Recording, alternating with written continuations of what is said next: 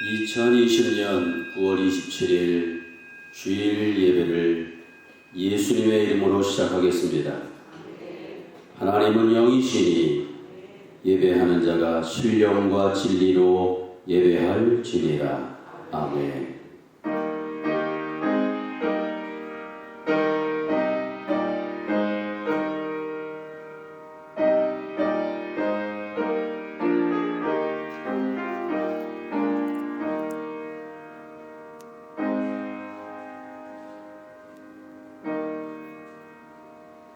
나의 반석이시요 나의 구속자이신 여호와여, 내 입의 말과 마음의 묵상이 주 앞에 연락되기를 원하나이다.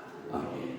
거룩하시고 은혜가 충만하신 주여 하나님 아버지, 오늘도 사바톤 안식 주일을 저희들에게 허락하여 주시고 개척개별 신령들을 주의 전으로 불러주셔서 오늘도 마음을 다하고 성품을 다하고 뜻을 다하여 하나님 앞에 사한 제사를 드리게 하여 주시니 감사를 드리옵나이다. 이곳에 예배드리는 신령들과 영상 예배를 드리는 가정성전을 하나님 지켜주시고 함께하여 주시어서 모든 신령들이 이 귀한 예배를 통하여 영원히 소생케 하여 주시며 참 자유와 평안을 얻게 하여 주시며 무엇보다도 하나님 말씀대로 살지 못하는 나를 코로나19로 인하여 다시 한번 뒤돌아보게 하여 주시고 철저하게 회개하게 하여 주심으로 진리와 말씀으로 거듭나게 하여 주셔서 하나님의 기쁨이 되게 하여 주시고 하나님의 보람이 되게 하여 주시며 하나님의 자랑거리들이 다 되게 하여 주셔서 쭉정이가 아니라 알곡이 되어지심으로 하나님 앞에 영광 돌릴 수 있도록 은혜 베풀어 주심을 믿고 감사를 드리옵나이다. 이 시간에도 예배드리는 중에 치유함을 얻게 하여 주시고 예배드리는 중에 참 평안과 자유가 넘쳐나게 하여 주시고 예배를 통해서 하나님의 큰 은혜를 깨달을 수 있도록 은총을 더하여 주심을 감사드리옵나이다. 예배의 시종을 주님께 의지하오니 우리의 예배를 연락해 주시고 흠명해 주심을 감사와 찬송을 드리오며 귀하신 예수님의 이름으로 기도드리옵나이다. 아멘. 찬송가 다 같이 1장 부르시겠습니다.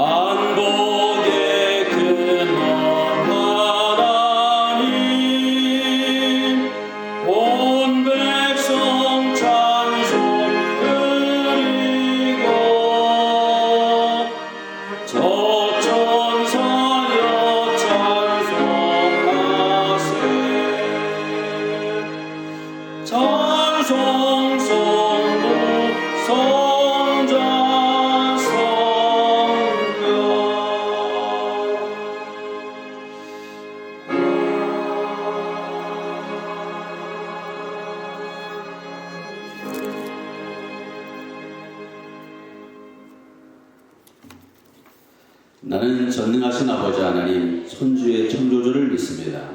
나는 그의 유일하신 아들 우리 주 예수 그리스도를 믿습니다. 그는 성령으로 잉태되어 동정녀 마리아에게서 나시고 본디오 빌라도에게 고난을 받아 십자가에 못 박혀 죽으시고 장사된 지 사흘 만에 죽은 자 가운데서 다시 살아나셨으며 하늘에 오르시어 전능하신 아버지 하나님 우편에 앉아 계시다가 거기로부터 살아있는 자와 죽은 자를 심판하러 오십니다. 나는 성령을 믿으며 거룩한 공교회와 성도의 교제와 죄를 용서받는 것과 몸의 부활과 영생을 믿습니다. 아멘. 성시교독은 교동문 20번 시편 33편입니다.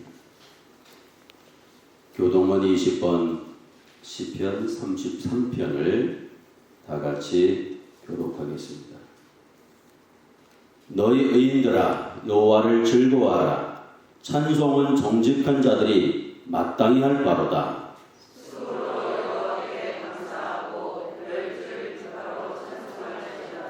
새 노래로 그를 노래하며 즐거운 소리로 아름답게 연주할지어다.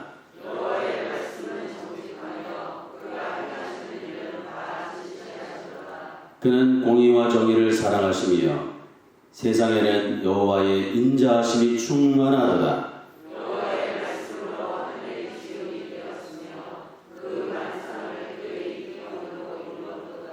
그가 바닷물을 모아 무더기같이 쌓으시며 깊은 물을 곳간에 두시도다.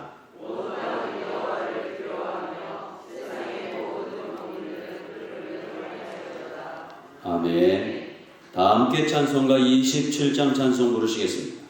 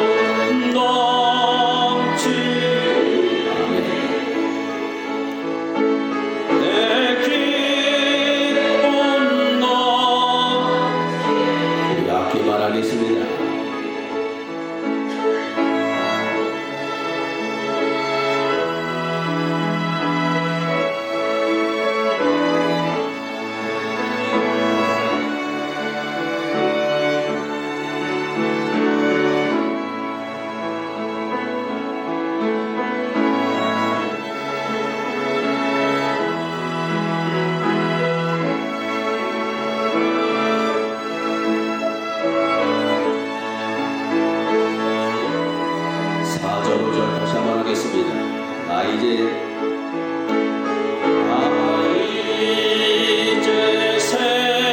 생명이 숨은 주님의 은혜로 그 사망 권세 이기니 큰 기쁨 넘치니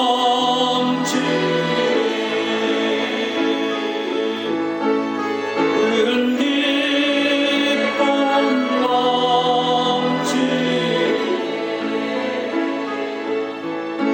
주님의 보좌 있는 데 전남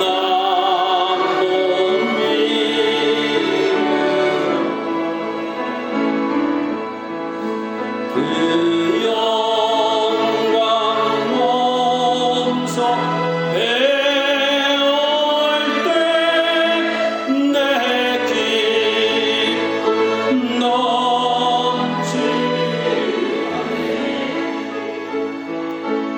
내 기쁨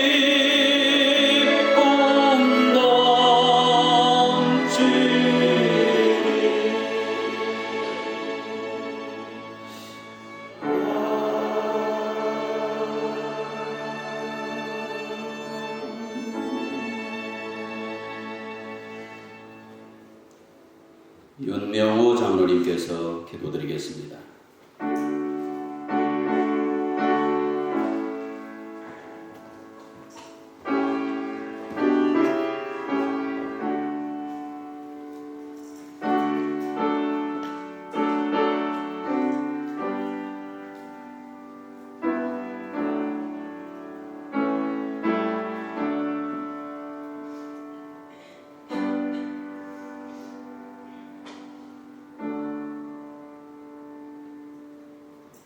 은혜가 풍성하신 거룩하신 주 여호와 하나님 아버지, 지금까지도 인도해 주시고 도와주시고 품어주시니 감사합니다. 성도는 오늘도 하나님의 은혜가 아니면 살 수 없음을 일러주시니 감사합니다. 날마다 깨어 하나님의 말씀을 듣고 배우고 늘 기도하여 하나님과 형통한 삶을 이루어갈 수 있도록 강건한 삶을 허락하여 주시니 또한 감사를 드리옵나이다.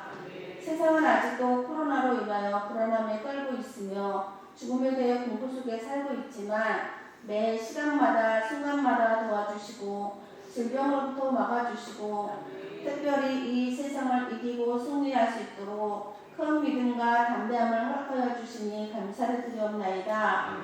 이 시기를 통하여서 무너졌던 각 가정의 재단을 세워주시니 또한 감사를 드리옵나이다. 가정부터 교회를 이루어가게 하여 주시어서 하나님의 마음을 흡족하게 해드릴 수 있는 더 좋은 우리 교회 성도 모두가 되게 하심을 믿고 감사를 드리옵나이다. 힘들고 어려울수록 하나님과 단일되게 하시고 말씀을 가까이 하여 늘 교회와 가까이 하며 단임 목자와 생명적인 관계를 이루어가는, 그래서 우리 모든 성도가 교회를 세워가는 성도내가 되게 하실 줄 믿습니다. 오늘도 생명의 말씀을 듣고 성령 충만함을 받아 하나님께서 선물로 주신 각종 은혜와 은사와 새 방언을 받고 쓰임받는 성도내가 되게 하실 줄 믿습니다. 성령 충만해야 세상에서 아파하는 자, 슬퍼하는 자, 괴롭고 힘들어하는 자들을 바닷물이 강물을 품고 받아준 것처럼 우리 또한 저들을 위해 기도해주고 안아주고 베풀 수 있는 넉넉한 마음과 주님의 사랑을 전달하고 함께 해결해 갈 수 있도록 큰 믿음을 부어주실 줄 믿고 감사를 드리옵나이다.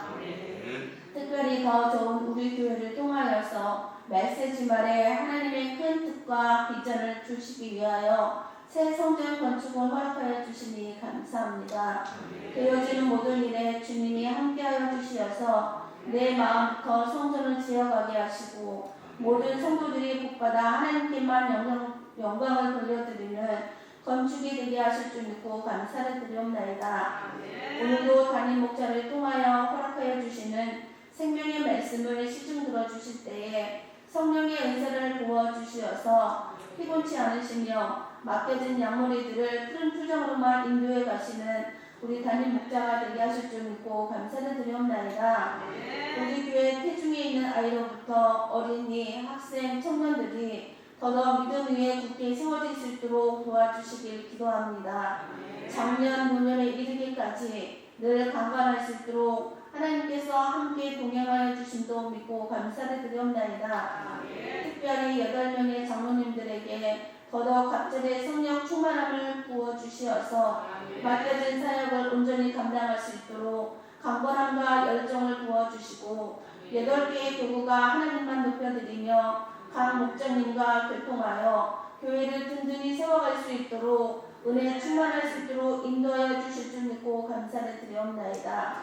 오늘도 오직 믿음, 오직 말씀, 오직 성령 충만하여 감사가 넘쳐나는 하나님께만 영광 돌려드리는 복된 안식일을 허락하여 주실 줄 믿고 감사를 드려오며 나를 살려주신 나사렛 예수님의 이름으로만 감사하며 간절히 기도 올려옵나이다. 아멘.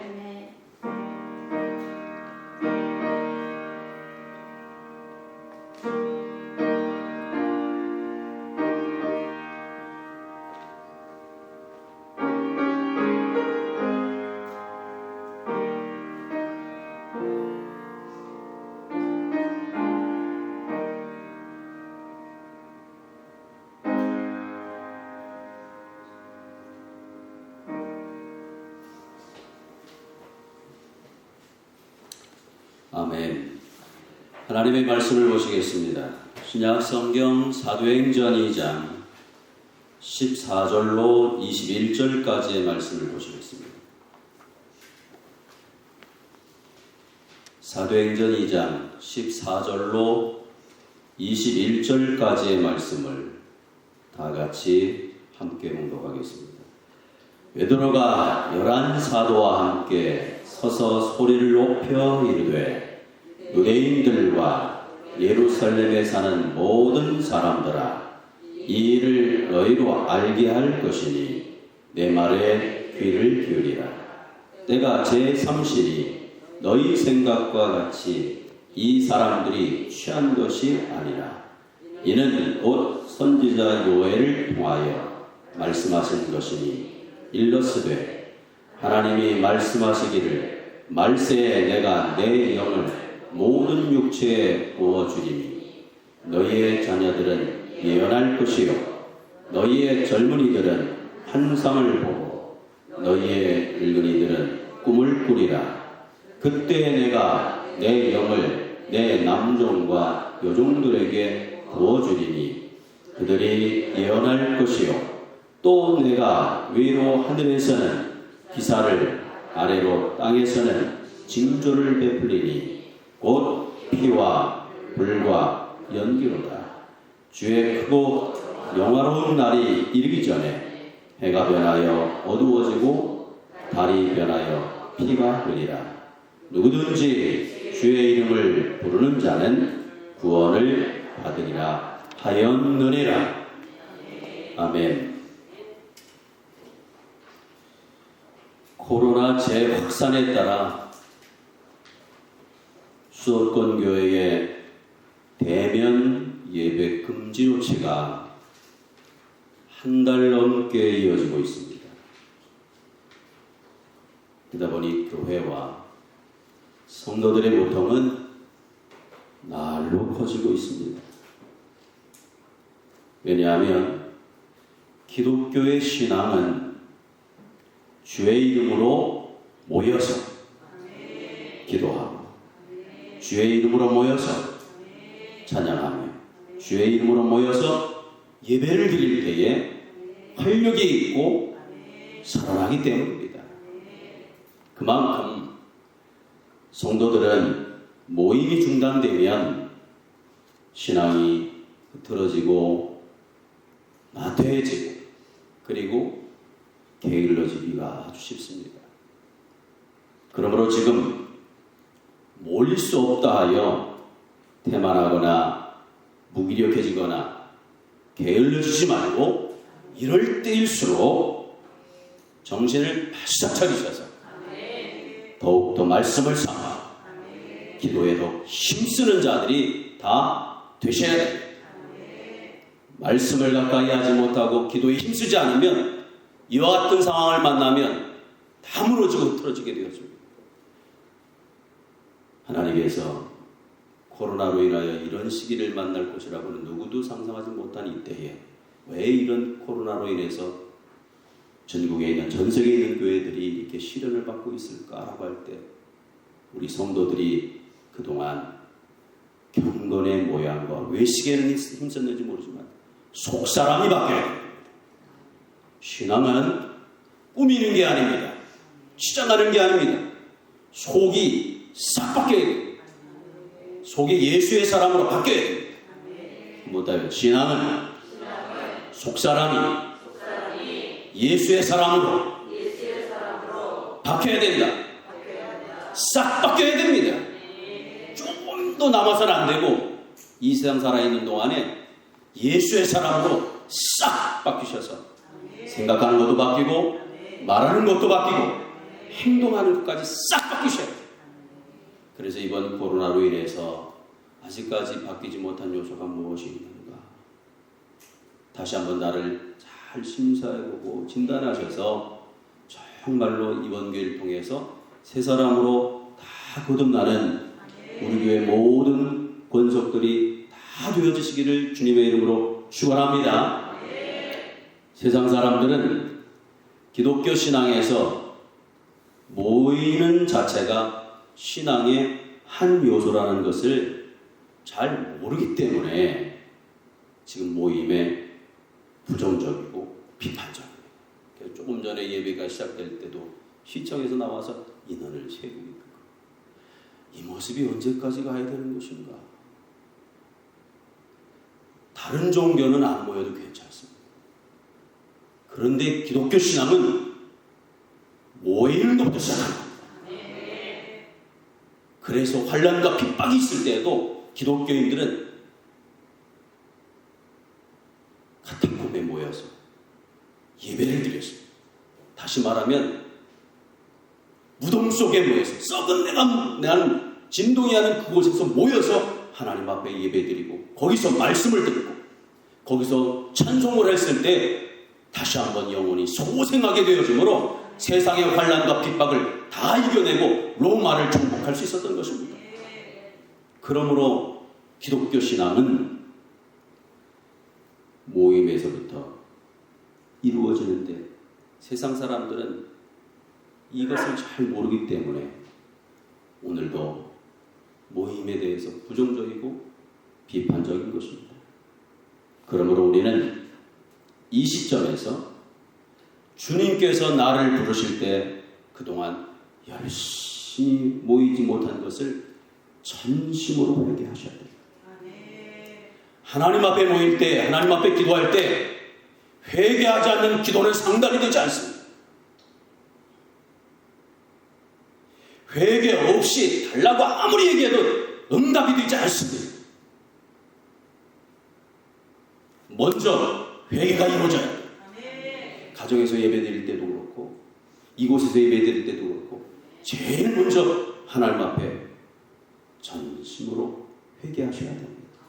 그래서 우리가 자유롭게 모일 때 기쁨으로 즐거움으로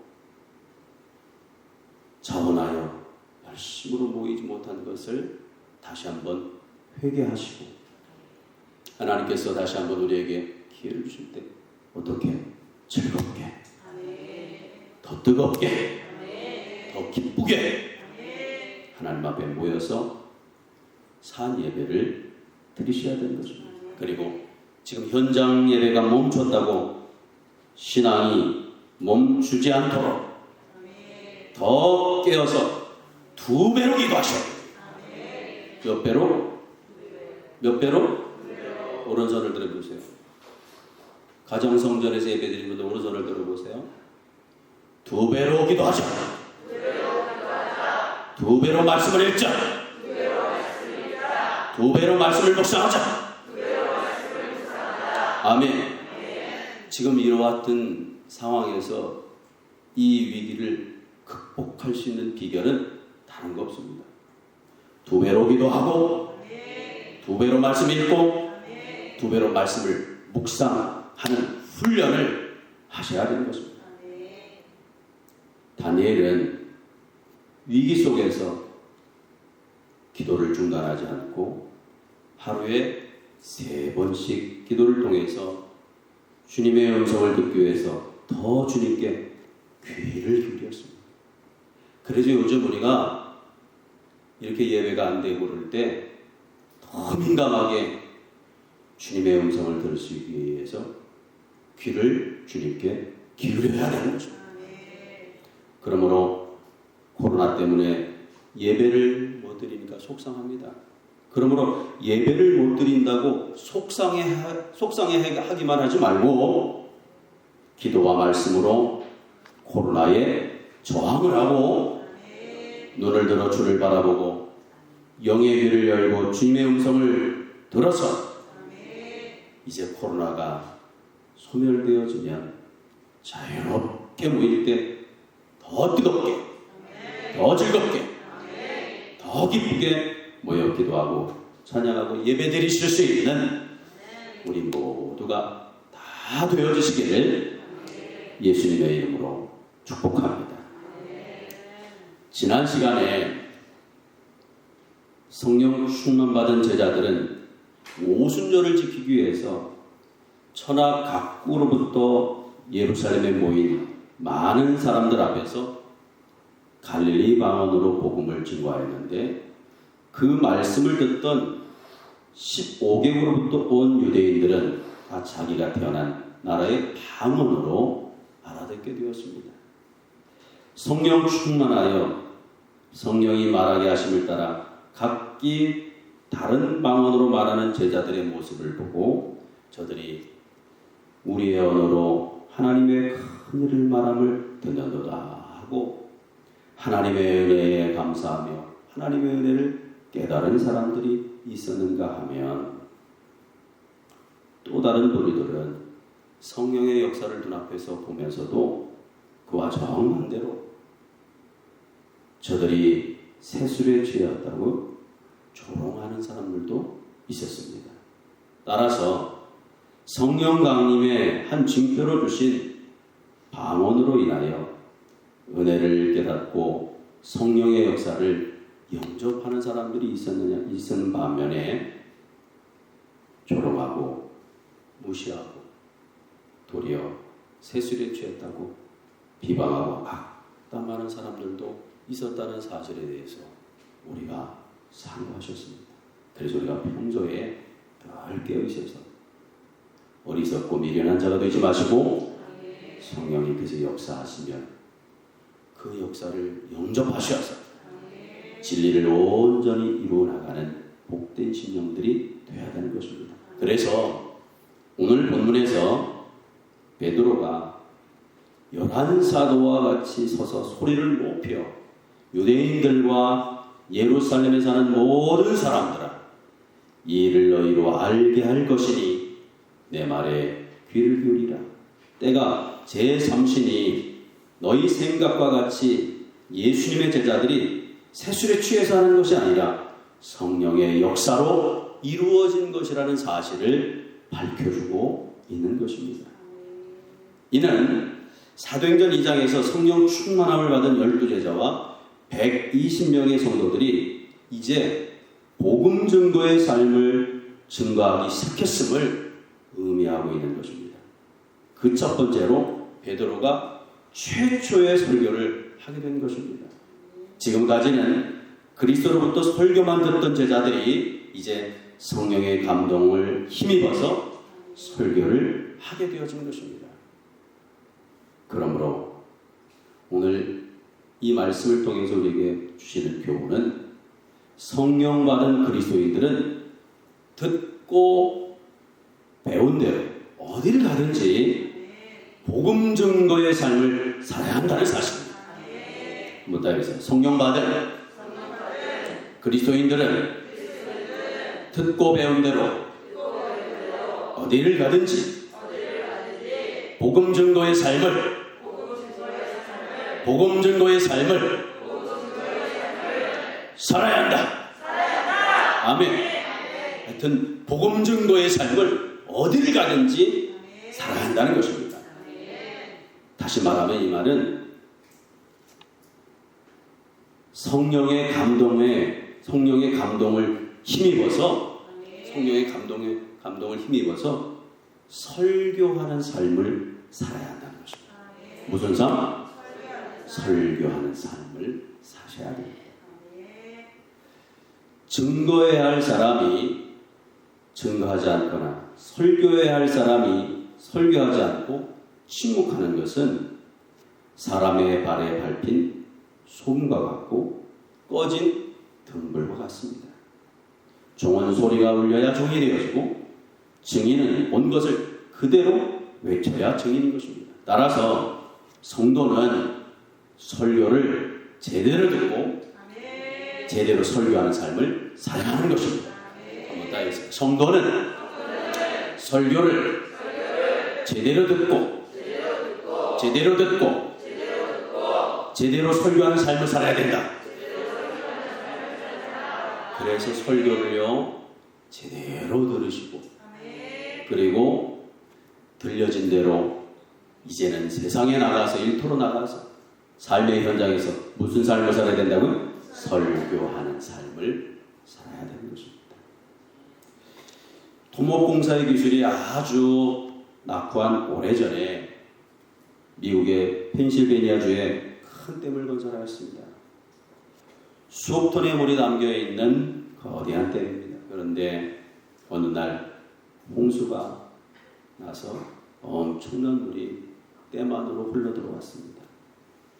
전문가들이 모여서 점검한 결과 조그만 금이 가고 있는 것을 발견하였습니다. 쥐 한 마리가 구멍을 판 것이 원인되어서 금이 가기 시작한 것이었습니다. 아무래도 심상치 않음을 느낀 이들은 온 마을에 경고를 하였습니다. 아무래도 심상치 않으니 피하셔야 됩니다. 속히 피하십시오. 이 경고의 말을 듣고 많은 사람들이 긴급 대피를 하였으나 또 다른 이들은 비웃었습니다. 이 거대한 댐은 쥐 한 마리 때문에 무너질 수 없다는 것입니다. 얼마 후에 굉음과 동시에 댐이 무너져 내렸습니다. 피하지 못한 이들은 미처 손 쓸 틈도 없이 물에 휩쓸려 죽고 말았던 것입니다. 작은 쥐 한 마리가 거대한 댐을 파괴하고 말았던 것입니다. 이와 같이 우리 신앙인들도 경고를 무시할 때 큰 낭패를 보게 되는 것입니다. 그래서 오늘도 하나님께서 우리가 일상에서 승리하고 성공을 이루어가기 위해서 오늘도 찾아오셔서 우리에게 귀한 교훈과 말씀을 주실 때에 때로는 우리에게 경고를 주실 때에 그 말씀을 무시하지 말고 마음에 잘 새겨서 회개할 것은 회개하고 고칠 것은 고치고 이루어갈 것은 이루어가서 하나님의 뜻을 잘 이루어 가야 되는 것입니다. 그렇다면 우리 신앙인들의 삶을 무너뜨리는 한 마리의 쥐와 같은 요소가 무엇이겠는가? 우리의 삶을 무너뜨리는 이 한 마리의 쥐와 같은 요소가 무엇이겠는가? 그것은 예배에 대한 소홀입니다. 코로나가 바이러스 때문에 위험한 게 아니고요. 많은 사람들이 코로나 때문에 죽어나가는 게 두려운 게 아니고 코로나 때문에 뭐가 소홀해져요? 예배가 소홀해져요. 이게 문제예요. 이게 말세에 원수마귀 사단의 괴력입니다. 이럴 때 나의 신앙이 무너지지 않게 하려면 예배가 살아있어야 돼요. 성도는 가장 중요하게 여겨야 할 것이 뭐라고요? 예배. 예배만 살아있으면 아무리 환난과 핍박이 와도 다 견뎌낼 수 있습니다. 그러나 아무리 풍요롭고 잘 산다 할지라도 예배가 죽어버리면 결국 사망의 삶을 자게 되어질 것입니다.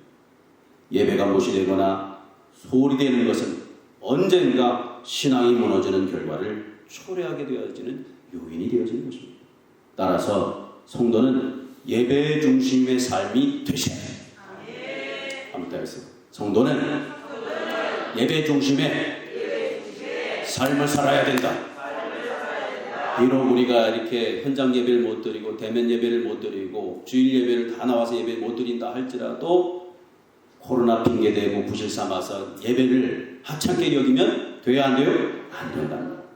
도리어 이럴 때일수록 그동안 갈고 닦고 배운 신앙을 잘 써먹으셔서 경건에 속한 자들이 되셔야 됩니다. 그래서 성도는 예배 중심의 삶이 돼야지 예배 중심의 삶이 경직되거나 형식주의가 되지 않도록 소홀해지지 않도록 항상 조심하고 최선을 다해야 되는 것입니다. 우리가 예배를 드릴 때 그래서 온 마음을 다하고 성품을 다하고 힘을 다해서 예배를 드리는 것입니다. 우리가 예배를 드릴 때의 자세는 그래서 참으로 중요합니다. 그래서 집에서 예배를 드린다고 그러면 교회에서 예배 드리는 거하고 마음 자세가 다른 거예요. 영상으로 예배 드린다고 해서 양복도 차려입고 마음을 다해 예배 드리려고 그러는데 벌써 흐트러집니다. 한 주 한 주 지나가게 되어지면 그게 더 흐트러지게 되어지기 때문에 예배가 소홀해짐으로 인해서 신앙이 변질되고 신앙이 망가지게 되어지는 것입니다. 그래서 우리가 하나님 앞에 속히 예배가 회복될 수 있도록 예배가 회복된다는 것은 예배만 드리는 걸로 끝나는 게 아니고 내 정직성이 회복되어지고 내 믿음이 회복되어지고 그리고 참으로 선한 일을 하고 많은 사람을 위해서 기도하는 것들이 회복돼야지 속 사람은 하나도 바뀌지 않으면서 교회에 나와서 예배만 드리는 것만 회복된다면 그건 하나님의 뜻이 아닌 것입니다. 그래서 우리가 하나님 앞에 예배 드릴 때에 자세가 온전히 새로워지셔서 그동안 내가 정말 하나님 앞에 온전하게 예배 드리지 못하고 예배 드릴 때에 졸거나 딴 생각을 하거나 또 지각을 하거나 온 마음을 다해 준비하지 못한 요소들이 있다면 다시는 이런 일이 없도록 만드는 계기가 되셔야 됩니다. 그래서 우리가 예배 드릴 때의 자세가 중요하다고 하는 것은 특별히 예배의 요소 중에 설교를 듣는 자세는 아주 중요하다는 겁니다. 설교를 듣는 자세. 이 시간에 설교를 듣는 자세가 안 되면 우리의 신앙이 성장하기가 매우 어렵습니다. 믿음은 들음에서 나요. 신앙의 성장은 말씀을 배울 때 그래서 설교를 듣는 자세가 가장 중요합니다. 만약 설교 듣는 자세가 조롱하는 자세로 듣는다든지 반신반의하며 듣는다든지 의심하며 들린다든지 기이하게 여기면 큰일입니다. 설교를 듣는 자세가 제대로 돼야지 설교를 듣고 오해하거나 설교를 듣고 곡해를 하거나 설교를 듣고 시험에 들면 망하게 되어지는 것입니다. 신앙적 자세는 요동할 요소가 있거나 틈이 있으면 안 됩니다. 그래서 틈이 생기거나 요동할 요소가 생기면 빨리 그 틈을 메꾸셔야 합니다. 왜? 틈이 끼면은 마귀가 그 속으로 틈타서 목사님이라 할지라도 장모님이라 할지라도 권사님이라 할지라도 안수집사님이라 할지라도 집사님이라 할지라도 아주 견고한 성령 충만한 사람이라 할지라도 틈이 있거나 요지가 있으면 그 틈바구니로 비집고 들어와서 결국 헷가닥하게 만들어서 실족하게 만들고 시험에 빠지게 만들기 때문에 그렇습니다. 그래서 우리가 요동할 요지가 있거나 틈이 있으면 안 됩니다. 특별히 그것이 외부적으로부터 오는 것은 문제가 되지 않습니다. 우리는 외부적으로부터 힘들고 어렵고 경제적으로 누가 핍박하면 굉장히 힘들 것 같은데 외부적으로 오는 것은 문제가 되지 않습니다. 문제는 내부적인 요지가 있으면 문제가 됩니다. 내 안에 내부적으로 틈이 생기고 내 안에 불신앙적인 것들이 가득 차게 될 때가 문제가 되어집니다. 왜냐하면 내부적으로 내 안에 틈이 있게 되어지고 그리고 내 안에 세상의 못된 것들이 꽉 차 있으면 뭐가 안 들려요? 설교가 안 들립니다. 설교를 들으려야 들을 수가 없습니다. 교회 나왔다 해서 다 설교를 듣는 게 아닙니다. 환난이 있고 핍박이 있는 사람들은 도리어 힘을 얻습니다. 치유가 되어집니다. 그런데 내 안에 세상적인 요소가 꽉 차 있다든지, 내 안에 불평불만이 꽉 차 있다든지, 내 안에 감사하는 것이 없이, 진리가 없이 내 안에 어수선하고 어지럽잖아요. 그러면 말씀이 들려지지 않습니다. 물론 분위기가 좋아야 되고 설교를 잘 듣고 시설도 좋아야 됩니다. 그러나 좋은 곳에서만 설교를 들을 수 있다는 보장은 없습니다. 왜냐하면 세상은 굉장히 요란하고 험하고 힘들기 때문입니다. 또한 우는 사자와 같은 마귀가 우리를 삼키고 우리를 넘어뜨리고 실족하게 만들려고 얼마나 졸졸 따르는지 모릅니다. 여기 우는 사자라고 표현했는데, 우는 사자는요, 배가 고파서 먹잇감 하나 딱 포착을 하면 한 번에 가서 물지 않습니다. 한 번에 가서 물질 않아요. 계속해서 졸졸졸졸 따라다니면서 틈이 생기기를 기다립니다. 그리고 방심하는 순간을 기다립니다. 그게 우는 사자예요. 그래서 평소에 우리가 기도하지 않고 말씀 맺혀 있지 않으면 오늘도 내 뒤에는 뭐가 따라다니고, 우는 사자가 졸졸졸졸 따라다니고 있다는 사실입니다. 그래서 항상 깨어있으셔서 우는 사자가 따라다니는 것을 하지 못하도록 만들어 놓으셔야 되는 것입니다. 그러므로 오늘도 우리 성도들은 하나님의 말씀이 들려질 수 있도록 철저하게 진리와 말씀으로 나를 잘 만들어 놓는 복된 심령들이 다 되어지시기를 주님의 이름으로 축복합니다.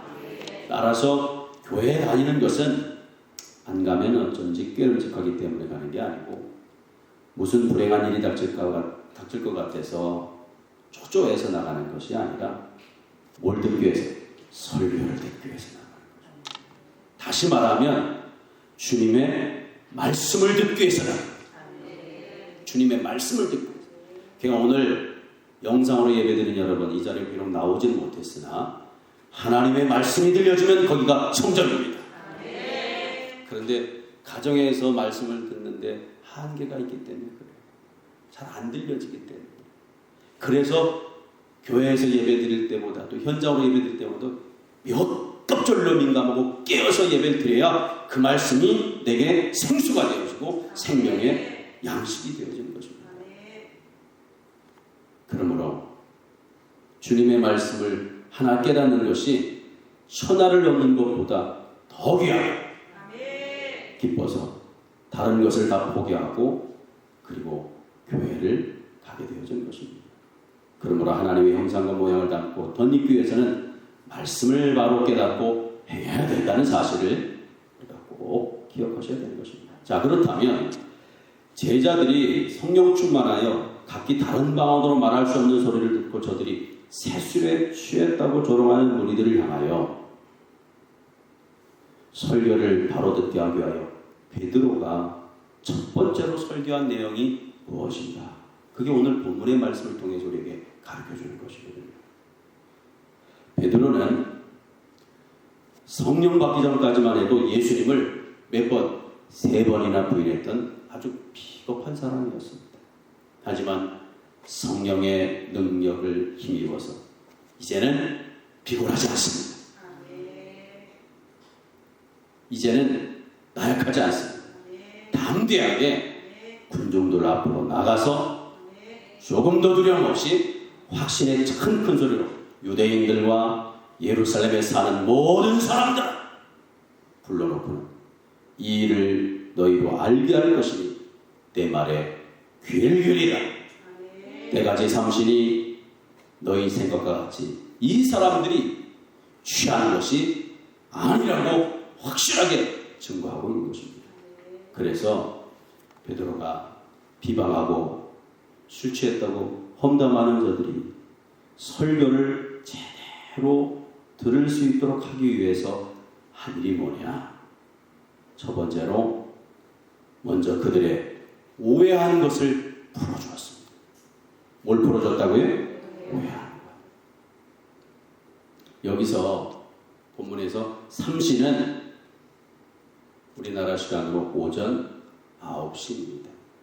유대인들은 오전 9시와 그리고 12시 그리고 오후 3시경에 정기적으로 기도하는 습관이 있으므로 제자들이 그 시간에 술에 취해 있을 수 없다는 것입니다.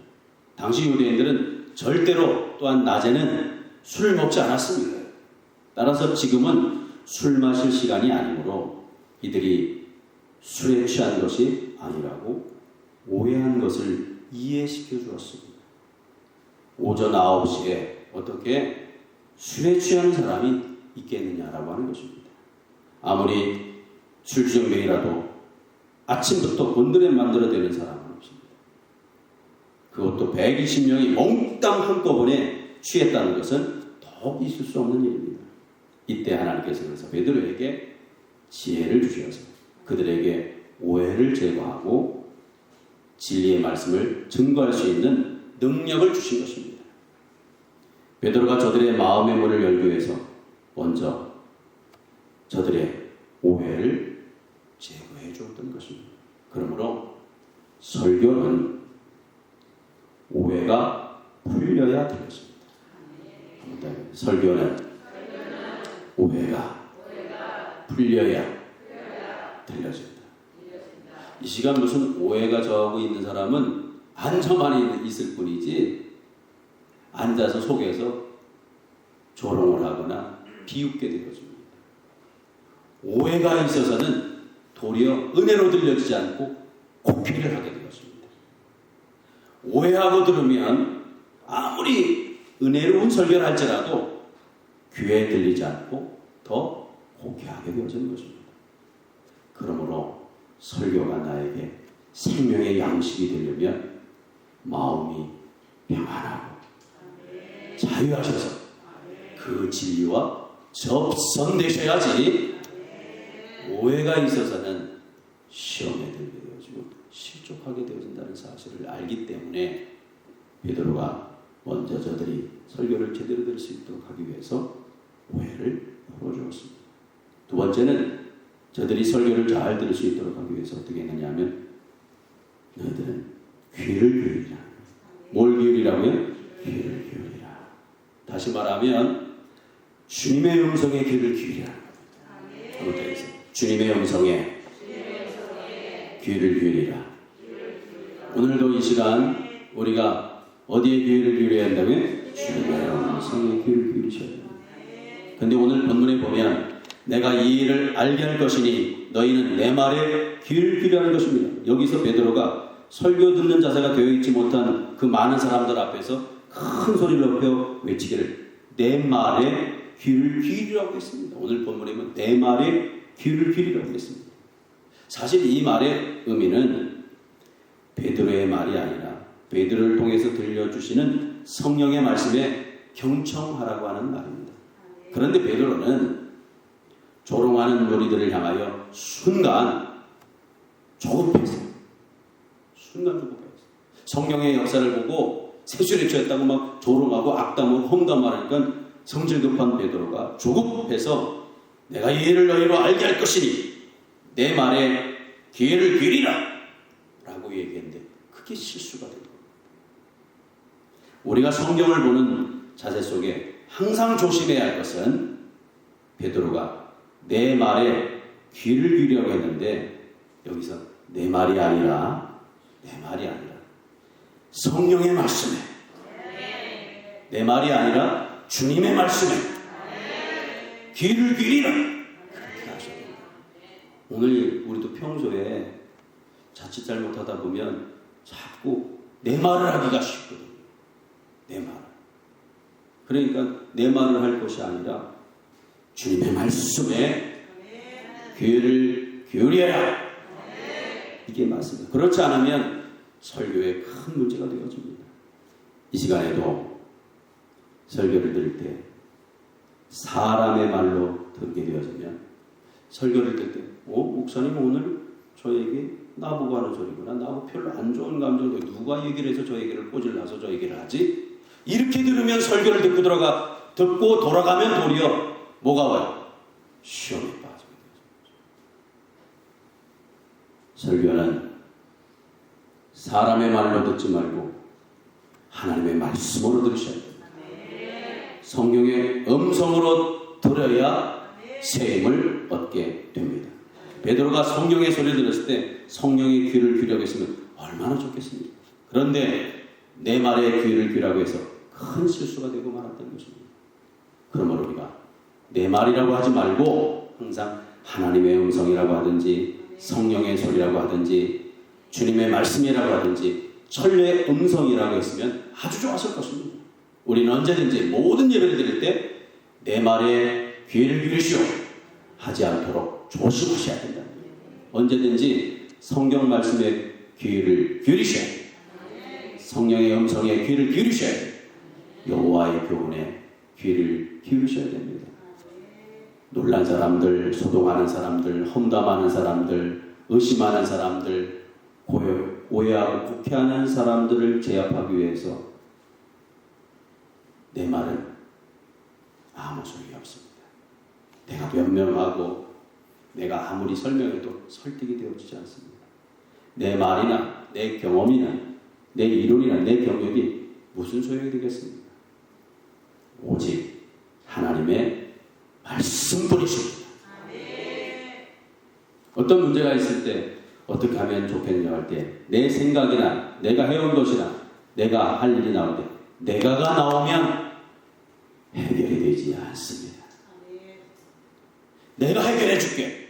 그게 아니고 나는 부족하지만 주님이 도와주시면 해결됩니다.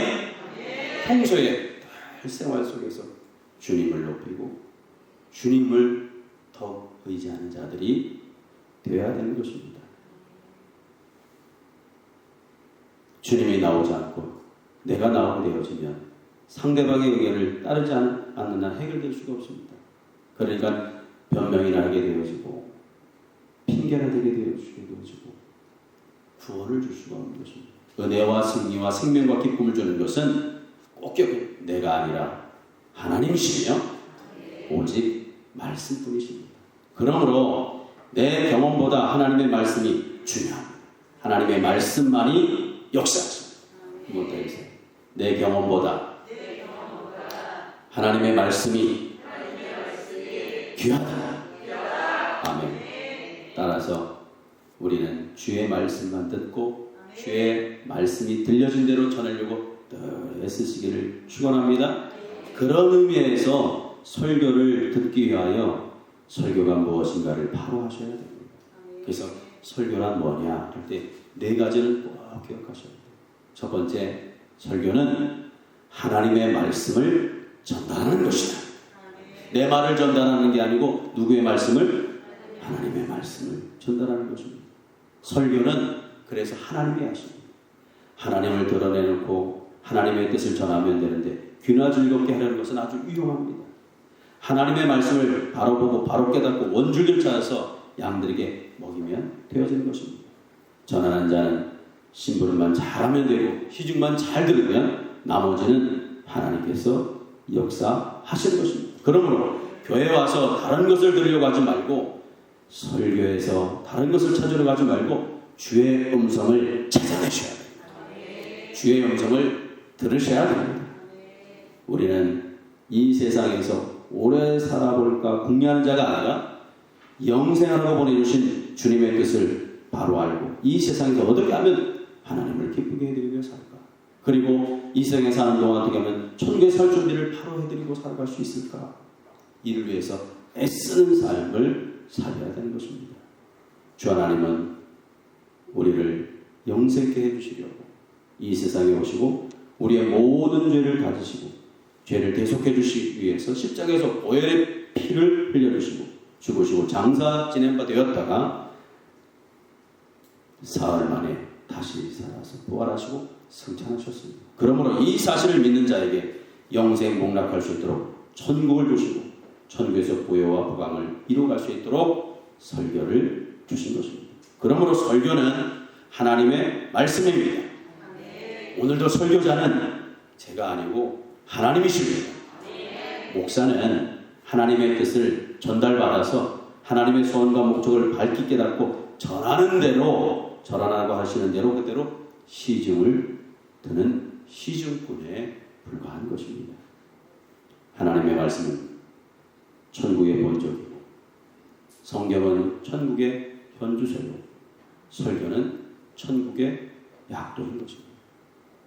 설교를 듣지 않는 것은 이 약도를 모르고 천국의 현주소만 가지고 찾아가는 것입니다. 그래서 이 약도를 잘 배우고 이 약도를 잘 받아야 됩니다. 천국의 약도가 희미하게 되어지면 찾기 어렵고 고생이 되어지기 때문에 그렇습니다. 그래서 설교는 하나님의 말씀을 전달하는 것입니다. 두 번째, 설교는 구원과 생명을 주는 것입니다. 따라서 들어도 되고 안 들어도 되는 말이 아닙니다. 설교는 어떤 경우에도 천재지변을 제외한 불가항력적인 것들 외에는 안 들으면 안 되게 되어 있습니다. 왜냐하면 이것이 성실화가 되어지고 승리와 영광과 생명이기 때문에 그렇습니다. 그래서 설교는 생사가 달려있는 것입니다. 이 설교야말로 하나님의 지각하신 이 세상에서 가장 중대한 명령, 즉 생명이 달려있는 명령인 것입니다. 그러므로 이 설교를 안 듣고 사는 것은 사망입니다.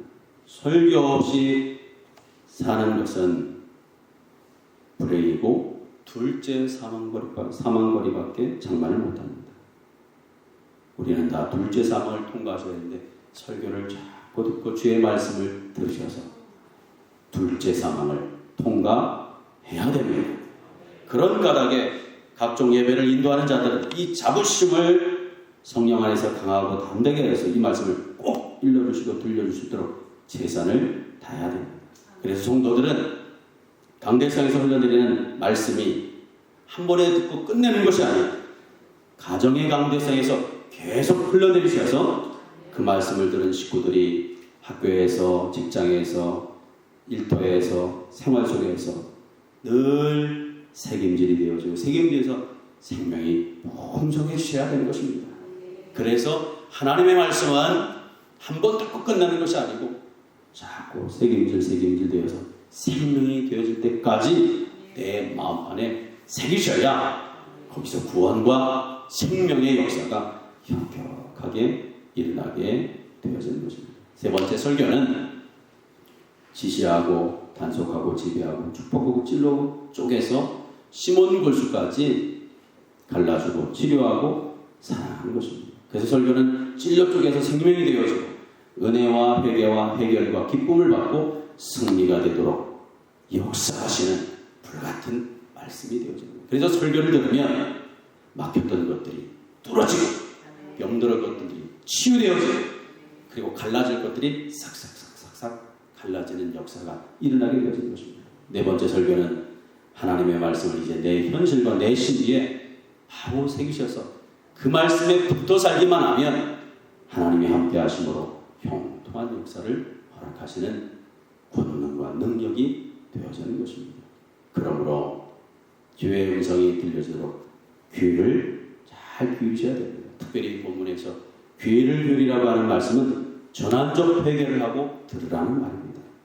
전환적 회개를 하고 그냥 전환적 회개를 하지 않고 귀를 기울이면 그건 귀를 기울인 게 아닙니다. 전환적 회개를 하고 들을 때 그것이 귀를 기울인 것이 되어져서 놀라운 역사가 일어나게 되어진 것입니다.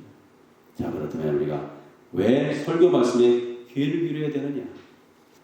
첫째는 하나님 말씀 속에서 자유를 얻고 안식을 얻기 때문이다. 두 번째는 하나님의 형상과 모양을 닮아 신령한 몸을 이루어갈 수 있기 때문이다. 세 번째는 하나님의 뜻과 원줄기 신앙을 찾을 수 있기 때문에 설교 말씀에 잘 귀를 기울여서 그 말씀을 아멘으로 영접하여 하나님의 선한 역사를 온전하게 다 이루어 가시는 복된 신령들이 되셔야 줄 믿습니다. 오늘도 주의 음성을 들을 수 있도록 귀를 기울여 주님을 의지하시고 바라보셔서 마음의 참 평안과 자유가 넘쳐나시는 복된 신령들이 다 되어주시기를 예수님의 이름으로 축원합니다. 거룩하신 주여 하나님 아버지, 오늘도 저희들을 주의 전으로 인도하여 주시고 하나님의 말씀이 들려질 수 있도록 역사해 주시니 감사합니다. 날마다 천류의 음성이 들려질 수 있도록 귀를 기울이고 전함적 회개를 통하여 고칠 것을 고쳐 하나님의 뜻을 온전하게 이루어가시는 복된 심령들이 다 되어질 수 있도록 은혜 베풀어 주심을 감사드리오며 예수님의 이름으로 기도드리옵나이다. 아멘. 다 함께 찬송가 540장 찬송 부르시면서 들으신 예물 하나님께 봉헌하겠습니다.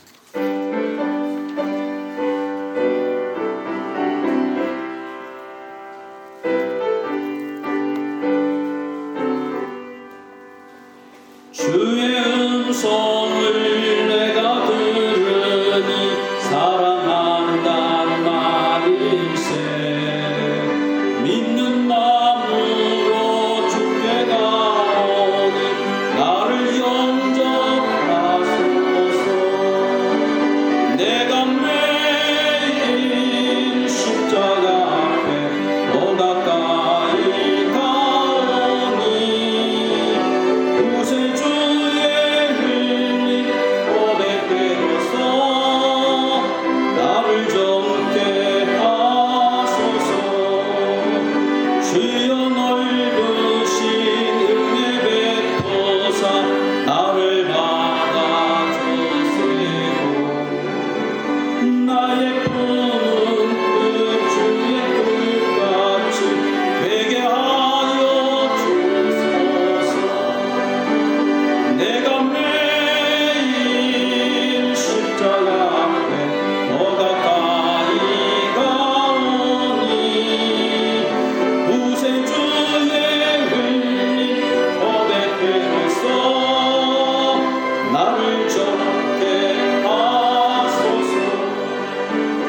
주의 보좌로 나갈 때 어찌하니 기쁜가. 주의 얼굴을 항상 배우니 더욱 친근합니다.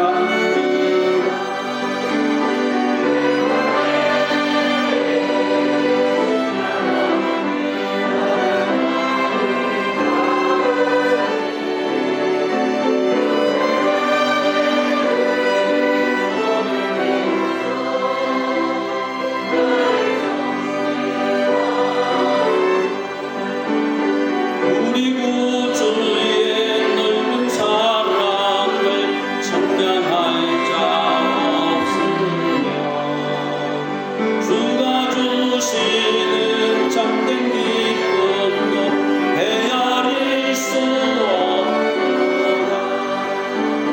내가 매일 십자가 더 가까이 가오니 구세주의 흘린 고백되어서 나를 정케 하소서.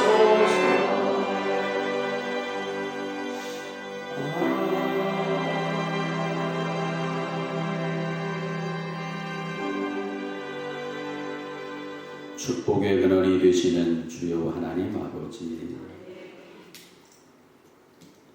하나님께서 저희들을 소생케 하시며 참 평안과 안위와 하나님의 은혜를 허락해 주시려고 성경 66권 1189장 31,173절의 귀한 말씀을 저들에게 허락하여 주시고 이 말씀을 통하여 하나님의 형상과 모양을 잘 닮을 수 있도록 은혜 베풀어 주시니 감사합니다. 내 안에 이방적인 요소, 애국적인 요소, 불신앙 요소가 흘타지 못하도록 진리와 말씀으로 늘 무장케 하여 주시어서 하나님의 말씀 안에 꼭 붙들려 주님 말씀하시면 그 말씀을 영접하고 접선되시어서 주님의 나라를 온전히 이루어 나가는 지혜로운 성도들이 되게 하심을 믿습니다. 특별히 전지전능하신 하나님께 귀를 기울이게 하여 주시어서 주의 말씀이 내 안에 충만케 하여 주심으로 진리와 말씀으로 세상을 이길 수 있도록 은혜 베풀어 주심을 감사드리옵나이다. 오늘도 하나님의 은혜에 감사하여 내 몸과 마음과 정성을 주님께 봉헌하오니 연락하여 주시고 예물이 쓰여지는 곳마다 주의 역사가 혁혁하게 나타날 수 있도록 은혜 베풀어 주심을 감사합니다. 주의 성전이 아름답게 세워지게 해주시니 감사합니다. 가정 성전도 심령 성전도 시간이 가면 갈수록 후패하는 것이 아니라 날로 새로워 주셔서 우리 모두가 하나님의 보람이 되게 하여 주시고 하나님의 자랑이 되게 하여 주셔서 저들이 가는 곳마다 하나님의 나라가 확장될 수 있도록 그리고 우리가 하는 일마다 다 복되어질 수 있도록 은혜 베풀어 주시며 영원한 천국에서 큰 자 부유한 자들이 될 수 있도록 은혜 베풀어 주심을 감사드리오며 귀하신 예수님의 이름으로 기도드리옵나이다.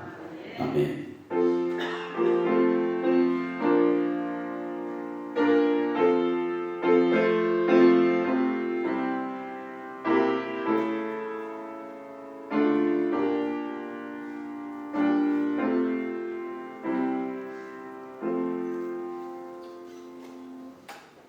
다 같이 일어나셔서 송영 에베네셀 하나님 부르신 이후에 축도로 예배를 마치겠습니다.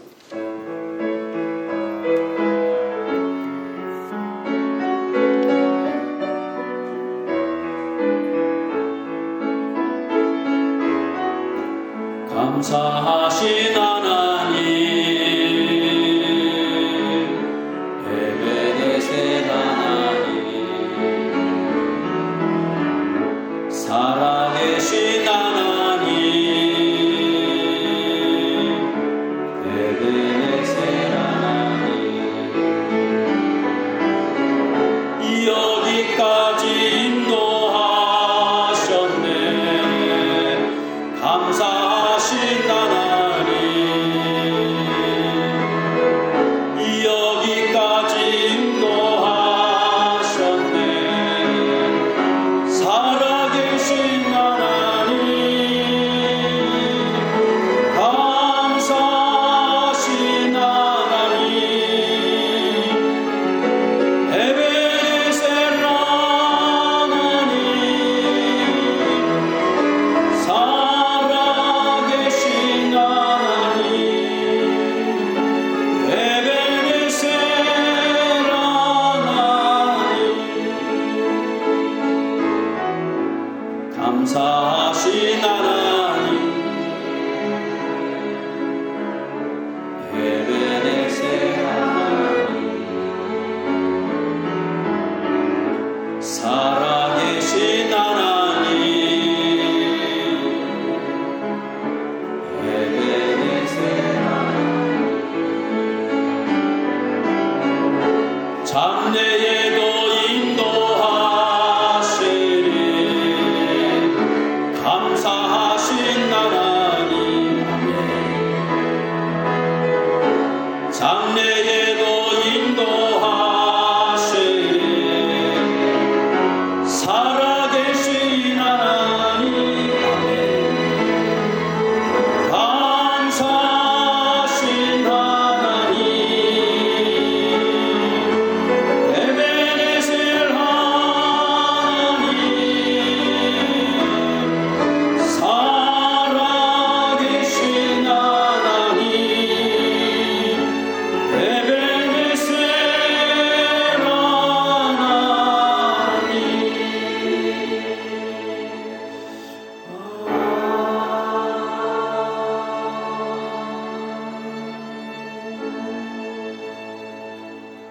지금은 우리 구주 예수 그리스도의 그 크신 은혜와 하나님 아버지의 지극하신 사랑하심과 성령님의 감화감동 내주교통 멸력 역사하심이 하나님의 말씀이 들려질 수 있도록 주의 음성이 들려질 수 있도록 주님께 귀를 기울이게 하여 주심으로 주님 말씀하시면 그 말씀에 아멘 하고 순종하셔서 하나님의 보람이요 하나님의 자랑이요 하나님의 기쁨으로 살기로 다짐하는 우리 교회 모든 권속들과 저들에게 주신 자녀손들과 또한 저들에게 주신 가정과 일터와 기업과 처소유에 지금으로도 영원히 함께하옵시기를 나사렛 주 예수 그리스도의 이름으로만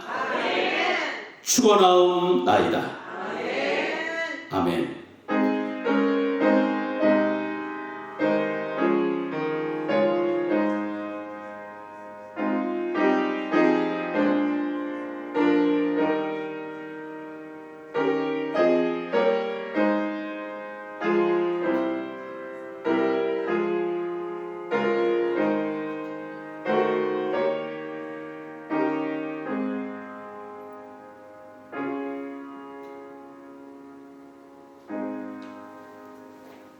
예수님의 이름으로 예배를 마치겠습니다.